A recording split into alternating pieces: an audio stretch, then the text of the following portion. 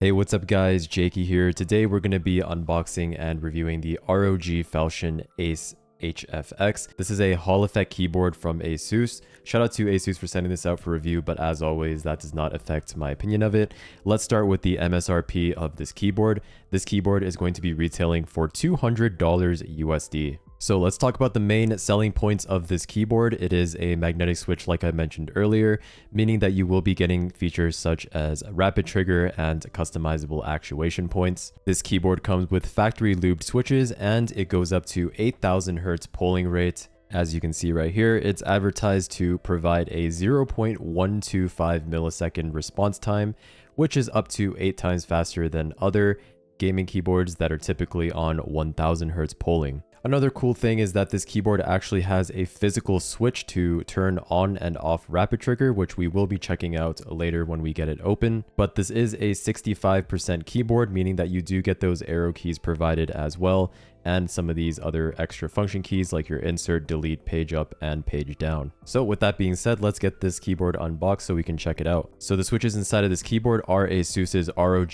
HFX magnetic switch, and they are customizable from 0.1 to 4.0 millimeter, just as you would expect from a Hall effect switch. There is also a speed tap mode on this keyboard, which is pretty much the Razer Snap Tap or the Wooting SOCD, which will just prioritize your latest key input. So really useful for counter strafing in CS, but CS2 has actually banned SOCD, so you can't even use it anymore, or else you'll just get kicked out of the server. So SOCD features are becoming less and less relevant, but I believe you can still use it on games such as Overwatch. In Valorant, SOCD is not that useful. If you want a full overview of SOCD, you can watch Optimum Tech's video on it. He made a really good video going over Razer Snap Tap and how it works. So here is the keyboard itself. This is what it looks like. It is a plastic chassis with an aluminum top plate, and it is a floating keycap design as well. In the box, you also get a keyboard cover, so if you're someone who likes covering up your keyboard when you're not using it, just to prevent dust buildup and whatnot, this is a nice little addition right here. In the box, you also get a quick start guide, warranty card, and some ASUS ROG stickers as well. And finally, in the box, you get a switch puller, as well as a braided USB-C cable and an extra control keycap. And that's for if you want to swap out the Copilot key right here. So here is what the keyboard looks like. Again, it is a plastic chassis with an aluminum top plate. On the sides of the keycaps, you can see some legends printed on there for your multimedia keys and other shortcuts as well. The keycaps are PBT, and on the escape key, you also have the ROG logo here. On the front of the keyboard, you have your multi-function buttons. Here is your USB-C port on the top left, and then you also have a capacitive touch panel here as well. So you can use this for changing stuff like your volume.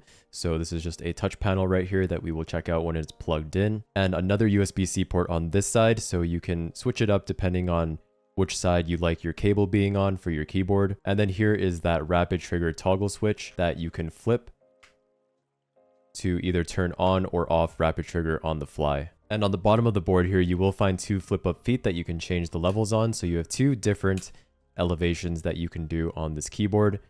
So you can either do completely flat, the first level, or the full level right there. All right, so let's get the Falchion Ace plugged into my computer and we can check out the software as well as the performance of this keyboard. All right, guys, here's the keyboard all plugged in. Something really cool I want to touch on is the touch bar that I mentioned earlier. So with this button right here, the multi-function button, you can swap between different control modes. So by default, it's on sound. And basically, the bar here is going to control your volume by default. And you can see here, as I slide my finger on that touch bar, you can actually see on the top of the keyboard, it will visually show how much I'm changing it by. So you can get a visual indicator as you're sliding this bar. But if we press this button right here, we can change it to media control. We can also do keyboard lighting or brightness adjustment. And you can also do actuation point adjustment and mouse scroll / customizable functions. So very cool. You can switch between different modes here and it will show you on the LED bar. And then you can also get a visual indicator as well as you're changing all of this. So before we get into the software, let's actually do a quick sound test of the Falchion Ace so that you guys can get an idea of how this keyboard sounds.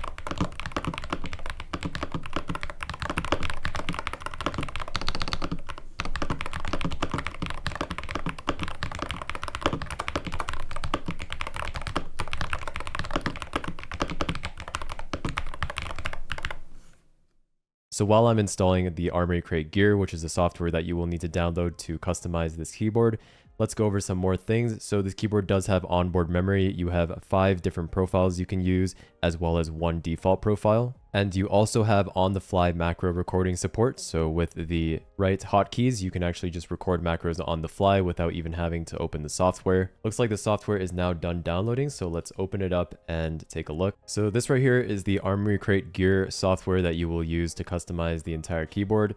On the first tab here, it looks like we can just remap our keys. So if I click on a key here, I can change it to do different functions. So pretty much just very basic stuff that you want to be able to do here. You can also do disable alt tab or disable alt F4 if you want. And it looks like you can also turn on a feature called toggle trigger, where when you tap a key, it will continuously repeat the action assigned until another tap stops it. Let's move on to the second tab here, which is analog trigger. So inside of here, by default, rapid trigger is only enabled on your WASD keys, but inside of here, we can change that to make it so that it is activated for every key. Okay, so right here, you can choose your actuation point.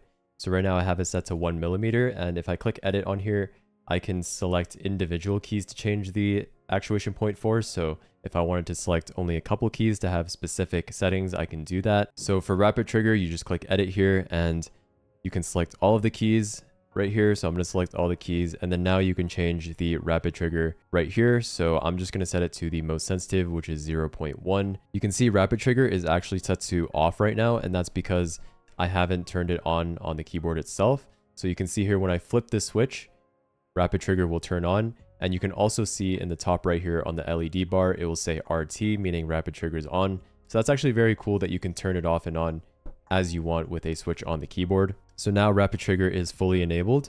Moving on to speed tap. So this is going to be your SOCD, and by default it's on A and D. I'm not going to turn this on just because I don't want to use it, but it's pretty much the same thing as SOCD on Wooting or Razer's Snap Tap. Moving on to the third tab here, this is going to be the touch panel.